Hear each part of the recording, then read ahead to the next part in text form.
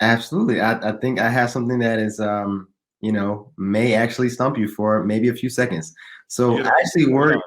yeah, so I actually work for a company called Sonic Automotive, Okay. and it is a car dealership. And so my job is to take their leads from like it's a huge company. It's like the fourth largest in America, and so they have maybe like 11 dealerships, and they have leads, right? And my job is to from my central location call people from all across the country and kind of answer the kind of talk to them and get them into the door into the dealership. But as So we know you, so now, you're just to understand, right, your job is to call back the web leads. Someone fills out a form online, and you correct, call them back from instantly, central, right, and you from a central location. Your job is to get them to go for a test drive or show up at the right. dealer.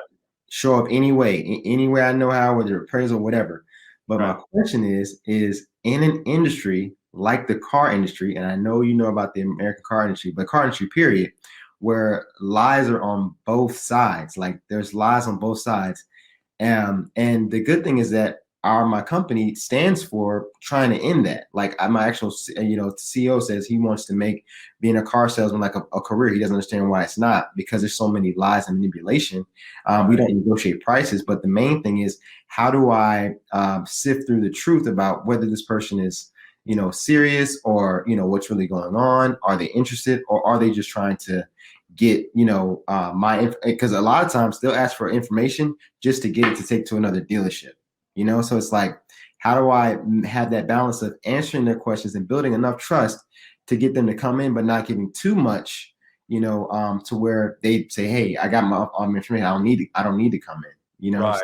things like that. But also in the car industry where lying on both sides is kind of like expected. You'd be surprised that not telling the truth isn't just in the car industry.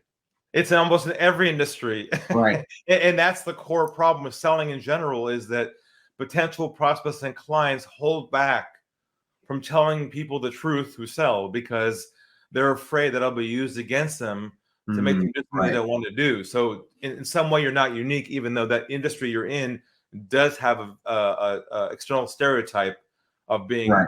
a mistrust worthy. But I'll tell you right now that almost every industry that sells something has the same issue as you, which is why my mission is to help people with this concept. But walk me through a little bit about walk me through a typical phone call. Like, how does it go? Like, when you call them the back, what do you say on the phone? How do you begin the call? Walk me through an actual scenario.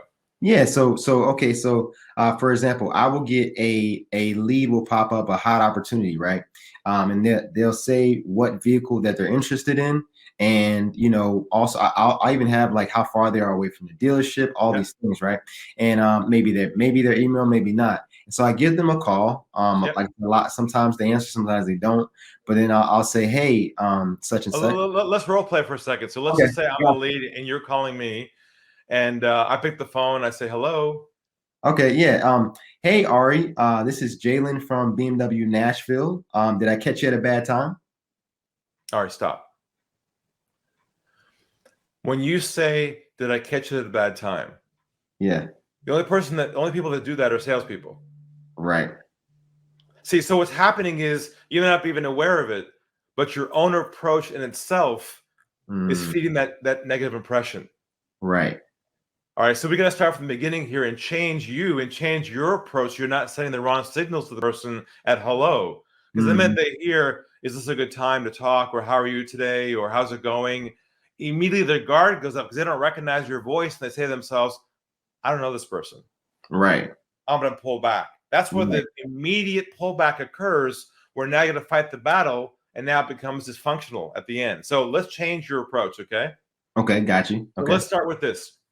You got the name in front of you and the phone in front of you, and you call and say, and they say hello, hello. You say, Julie. First, Yeah. say their name Okay. Julie. Okay, got you. or whatever their first name is. This is recorded, so I don't have to take notes, right? Yeah, no, you take notes. I Just got you. record it. You play it again. So, you got their name. Say, John, And just wait. and they're going to say to you what? Yes. Great. That's Oh, yes. called a two-way dialogue at hello. That's how you create a connection with somebody. You don't say, hi, my name is, I'm with, how are you today? You're dead at hello. That's the problem. Ah, got The you. stereotype just comes out right away. You got to change your approach at hello to build trust. When you say, Mike, Right. and he's going to go, yeah. Then you say, hi, Mike. My name is Jalen. And I've got a note here that I think you sent through that you're looking for some help around looking for a vehicle. I think it was a BMW 320i. Is that right?